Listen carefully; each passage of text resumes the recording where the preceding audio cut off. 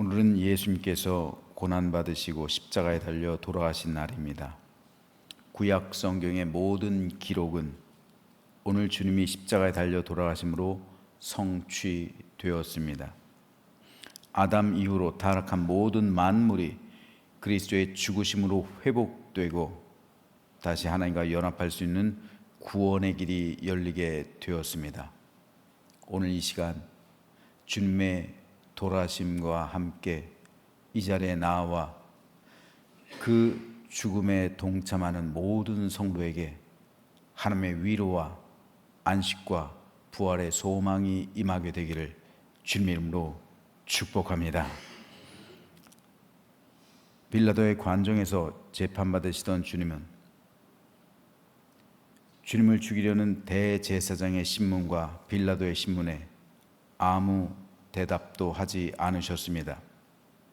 예수님께서 이 땅에 오심은 인류의 죄를 대속함이기 때문에 스스로의 십자가의 길을 선택하신 것입니다.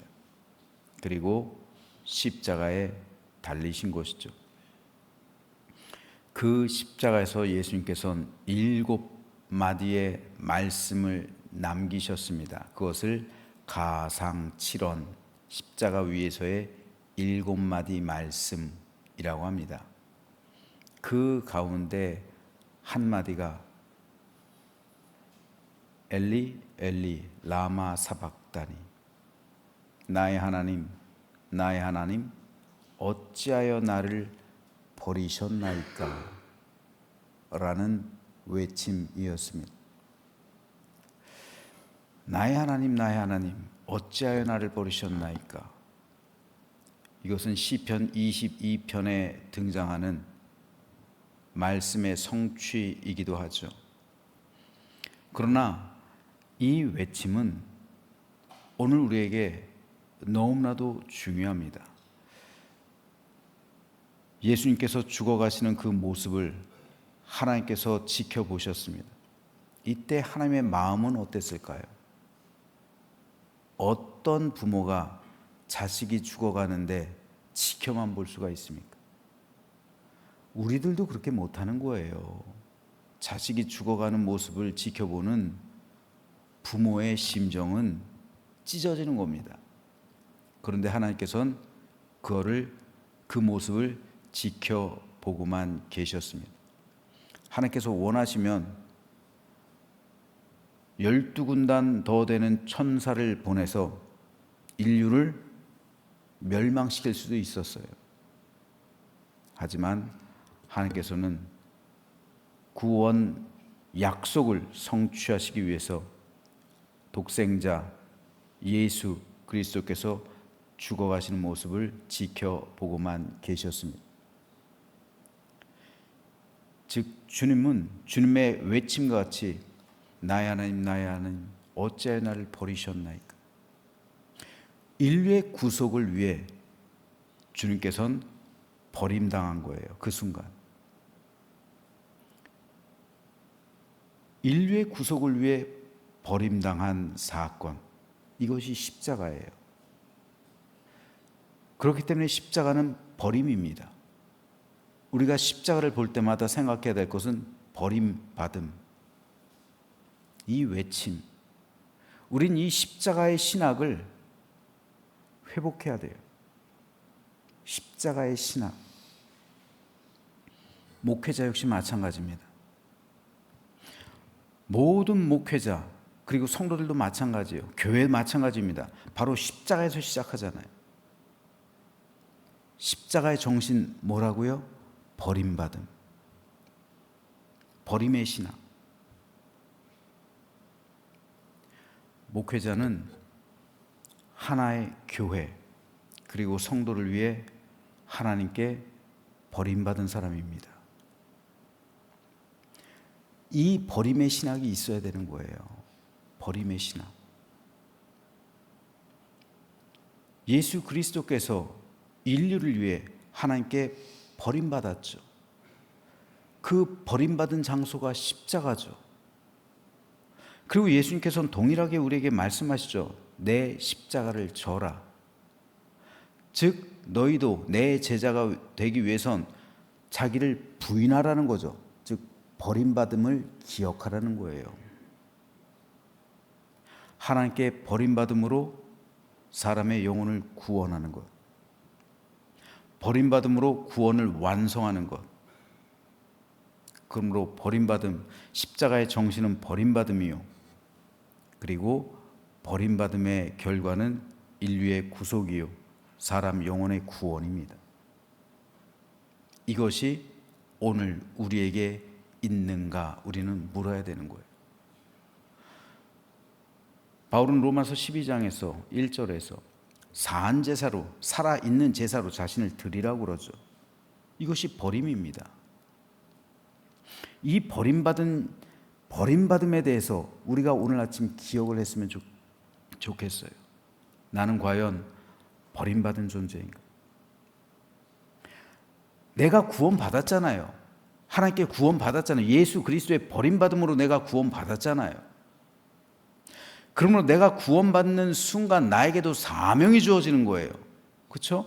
구원과 동시에 주어지는 사명, 즉 남들을 위해서, 나도 여전히 예수님의 제자가 되기 위해서 십자가가 내게 주어졌다면 그 십자가의 정신이 버림받음이기 때문에 자기를 부인하는 것, 이 버림받음, 이것이 오늘 우리에게도 있어야 하는 겁니다. 예수 그리스도의 십자가와 동시에 그것이 십자가에 동참하는 삶이죠.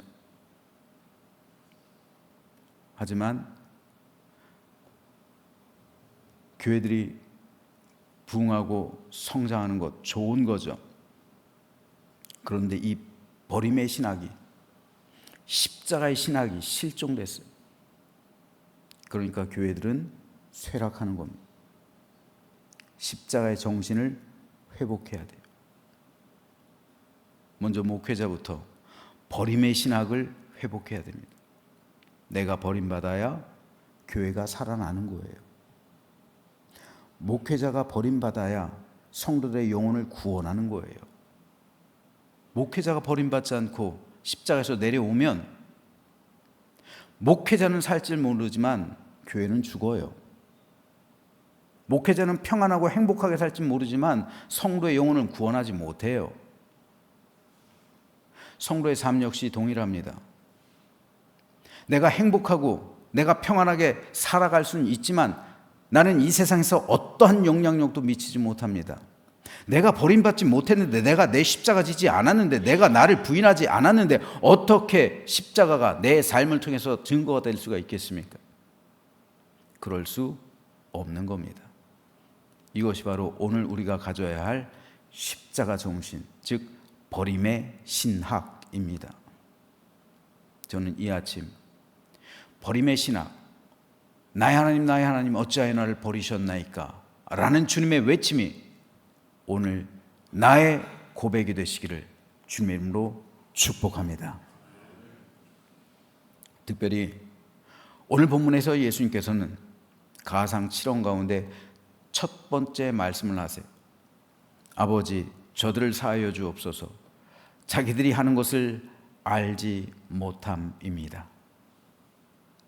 주님께서 십자가에 달리셨을 때 하신 첫 번째 말씀은 놀랍게도 저들을 용서해 달라는 중보기도였습니다. 주님은 십자가 위에서 고통당하시고 죽어가시면서도 인류의 죄를 용서해 달라는 중보기도를 하나님께 드리신 거예요. 버림받은 사람만이 할 수 있는 기도예요. 십자가를 온전히 진 사람, 하나님으로부터 받은 그 사명을 온전히 감당해서 구원을 성취하신 구세주이기 때문에 하실 수 있는 기도인 겁니다. 우리도 마찬가지예요. 우리도 십자가를 지고 나를 부인하고 버림받은 십자가 정신을 가지면 우리도 이 기도를 할 수가 있는 거예요. 그 전까지는 우리는 이 기도를 할 수가 없는 거예요. 그 밑에 있는 사람들 한번 보세요. 십자가에 달리신 주님께서 그들에게 용서를 선포하실 때 그들이 하고 있는 행동은 도저히 받아들이기 어려운 것들이었어요. 먼저 우리가 알아야 할 사실은요, 당시 사람들이 십자가형을 처할 때 그 사람의 모든 옷을 다 벗긴다는 사실이에요. 우리는 성화 보면, 그림을 보면, 예수님 십자가에 달리신 이 그림 보면 옷으로 이렇게 중요한 부분을 가리죠? 아니에요. 다 벗겨요. 차마 예수님의 적나라한 모습을 그릴 수 없었기 때문에 실오라기로 가린 거예요, 중요한 부분을. 하지만 실제로는 그러지 않아요. 다 벗겨요. 실오라기 하나 남겨놓지 않고 다 벗깁니다. 맨몸으로 벌거벗은 상태로 십자가에 못 박는 거예요. 당시 로마 법이 그랬어요. 사람들은 예수님의 벌거벗은 몸을 보고 있는 거예요. 또한 사람이 죽으면 모든 신체 기관이 열려요. 모든 신체 기관 다 열려요. 그래서 사형수들도요, 배변을 하기 때문에 걷다가 기저귀 같은 걸 채워요. 신체 기관이 다 열리기 때문에. 예수님 역시 마찬가지예요. 벌거벗었기 때문에 대소변을 다 쏟아붓는 거예요. 여러분 한번 생각해 본 적 있으세요?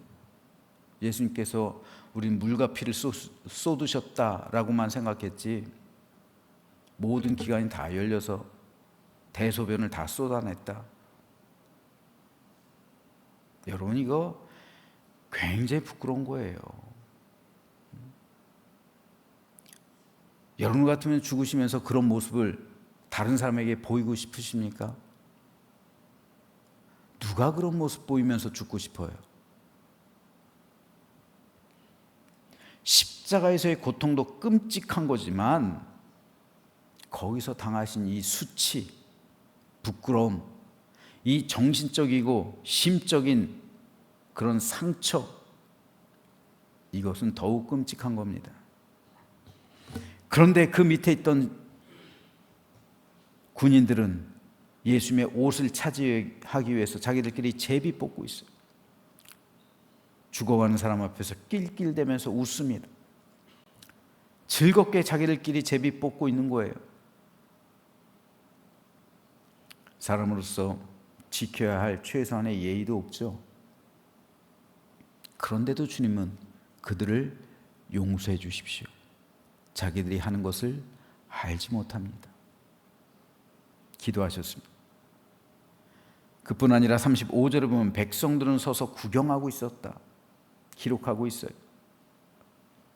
동물원에 짐승들 구경하듯이 죽어가는 예수님 모습을 구경하기 위해 사람들이 몰려왔어요. 그리고 관리들은 죽어가는 주님을 비웃습니다. 당신이 남을 구원했으니까 당신이 진짜 하나님이 택하신 그리스도면 당신도 구원해봐라. 조롱한 거예요.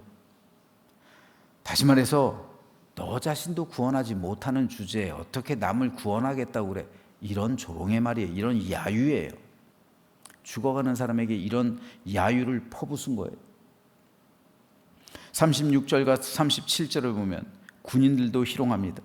네가 만일 유대인의 왕이면 네가 너를 구원하라. 조롱하는 거예요. 멸시하는 겁니다. 예수님께서는 이 모든 말을 묵묵히 들으신 거예요. 모든 수치, 멸시, 고난, 조롱의 말을 견디신 거예요. 그리고 아버지, 저들을 용서해 주십시오. 자기들이 지금 무슨 말을 하는지, 자기들이 무슨 짓을 하는지 알지 못해서 저럽니다. 기도하신 거예요. 어떻게 이러실 수가 있었을까요? 어떻게 이런 멸시와 모욕, 조롱과 수치를 받으면서 그들을 위해 중보기도 할 수 있었을까요?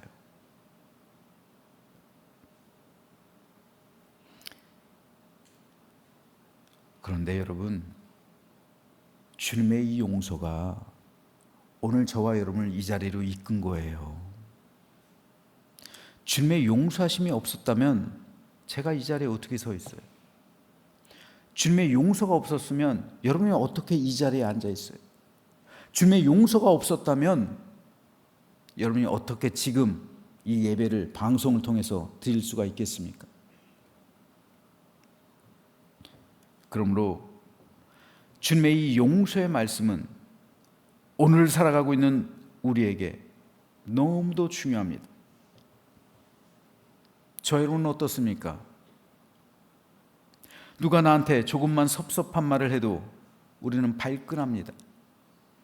내가 조금만 수치를 당해도 우린 견디질 못해요. 참질 않아요. 내가 조금만 손해봐도 우린 넘어가지 못합니다. 누가 나의 뺨을 치면 주먹으로 이를 부러뜨리고 싶은 게 사람의 마음이에요. 오죽하면 성경에서 하나님께서 눈에는 눈, 이에는 이라고 말씀하셨을까요? 여러분, 이것은 복수하라는 계명이 아니에요. 복수하라는 개념이 아니라 그 이상 해를 가하지 말라는 명령이에요. 눈을 상하게 했으면 눈까지만 허용하는 거예요. 동해보복법이라고 해요. 눈까지만. 근데 사람은 그렇잖아요. 내가 한 눈이 상했으면 두 눈을 상하게 하고 거기에 더해서 이까지 부러뜨리고 싶은 게 사람이에요. 그러니까 동해보복법, 그 이상으로 해를 가하지 말라는 거예요. 눈에는 눈, 이에는 이. 이것은 그러므로 복수의 법이기도 하지만 그와 동시에 사랑의 법이기도 한 거예요. 사람의 심성이 그 정도로 악하기 때문임을 아셨기 때문입니다. 그런데 주님은 오늘 우리에게 용서를 배우고 용서를 실천할 것을 말씀합니다.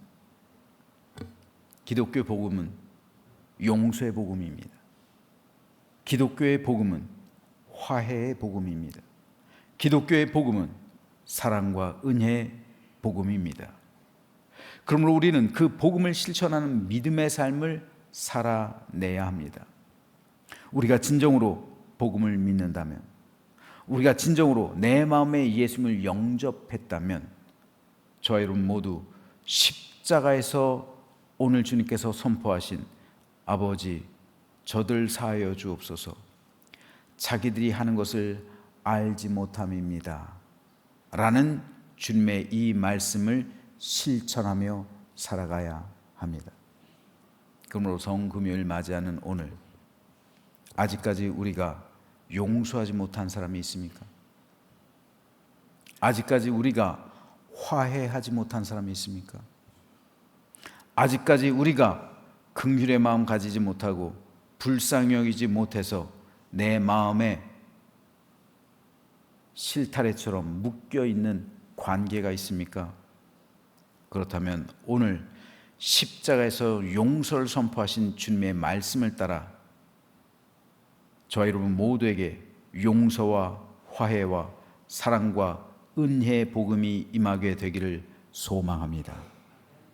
그래서 이 용서의 말씀을 실천하며 오늘 주님께서 이 용서로 인해서 내 영혼이 구원받은 것처럼 남도 구원하고 화해의 복음을 그에게도 전하고 그 역시 하나님의 복음을 받아들여서 그리스도인이 되게 하는 놀랍고도 복된 구원의 은총이 우리 모두에게 임하는 아침 되시기를 주님의 이름으로 축원합니다.